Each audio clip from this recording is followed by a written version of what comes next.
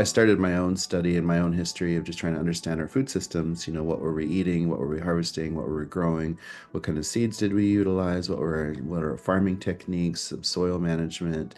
What was our knowledge with understanding how plants could be food, medicine, or crafting?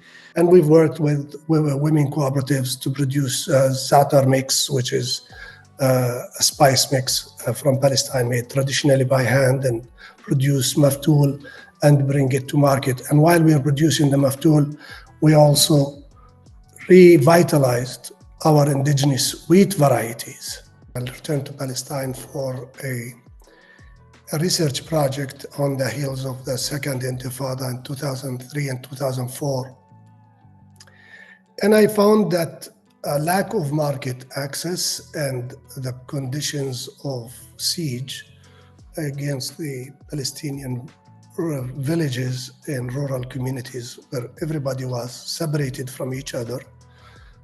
Each governorate or county is separated from the other county, and access between cities is hindered and prevented. Understanding the histories of things, of why we got to where we are, where there's so little representation of indigenous peoples out there. Understanding like places in the U.S., well, we can have food from everywhere around the world, just not food that represented the land that we're standing on from the indigenous communities.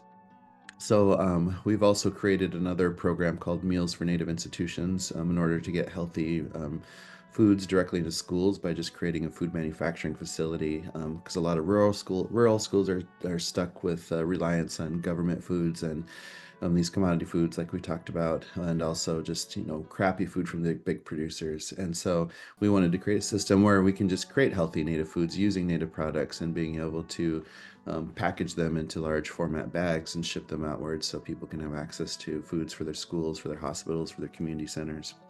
Right now we're working with about 2,000 farmers and family farmers, but we raised the market price to the above sustainable level. So we managed to sustain an increase of $5 per kg to the farmer in Palestine, all the farmers, not only the farmers in the network, because olive oil in Palestine is an old commodity. It's like gold. And so the philosophy I created was, in order to highlight and showcase modern indigenous foods, we basically cut away colonial ingredients of things that were introduced to really showcase like what's the food of the land. And so for our cuisine, there is no dairy, no flour, no wheat flour, no cane sugar, no beef, pork, chicken. And that's been the philosophy we've carried on since I've started my company, the Sous Chef, way back in 2014. I was fortunate to learn about fair trade through coffee. And I wanted to bring the fair trade system into the olive oil to give the Palestinian farmer an entry to the fair trade community, to the fair trade market, to the fair trade movement as a whole. And this was natural because there is also an environmental movement and social justice movement.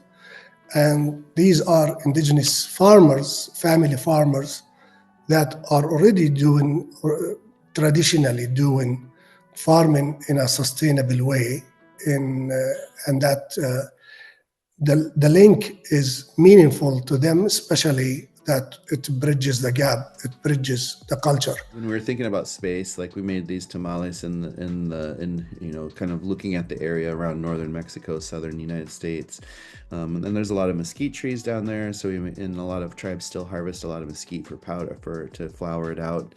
So we did a mix of both indigenous heirloom corn and mesquite flour, and just kind of kept it really simple, So there's just a little bit of sunflower oil in there, and we just did a really simple like tepary bean, which also grows from that region, and it's a really unique and hardy bean because it's drought resistant, and it could be a really important crop for many areas coming up, especially with water crisis kind of happening all over the place. And so we just did a really simple like bean inside the mesquite tamale, and again, so it speaks of region, it speaks of space. I want to tell the story of Muayyad Hardan. Muayyad Hardan is from the village of Arabi. Muayyad is running his extended family farm of olive farm right now. West of the Arabi, there is a settlement called Mivo Dotan.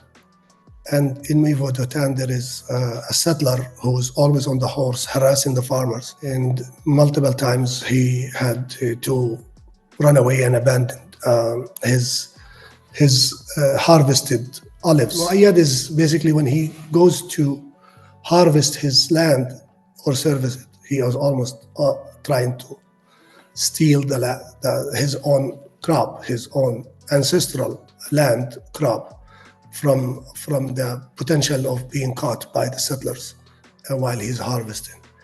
And he brings the olives to us, to Canaan, for milling, at the press. He enjoys his time at Canaan because he feels empowered when he sees his olive oil being pressed and going into a fine bottle that is going to America or to the United Kingdom or to Germany.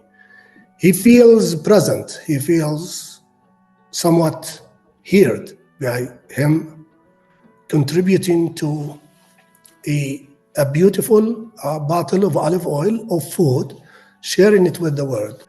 Before the war, we were doing a harvest festival every year in November, where international partners and buyers come and participate, and they sleep and they go harvest with the farmers and sleep at the farmers' homes and come to the festival together.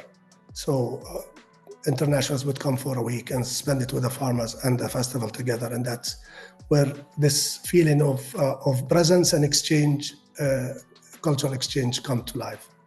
Indigenous producers are inherently connected to the earth and are just naturally land conservationists and water conservationists, and really carry a lot of tradition and really help develop a lot of just the pursuing and keeping and revitalizing a lot of our traditions. And food has so much power through that.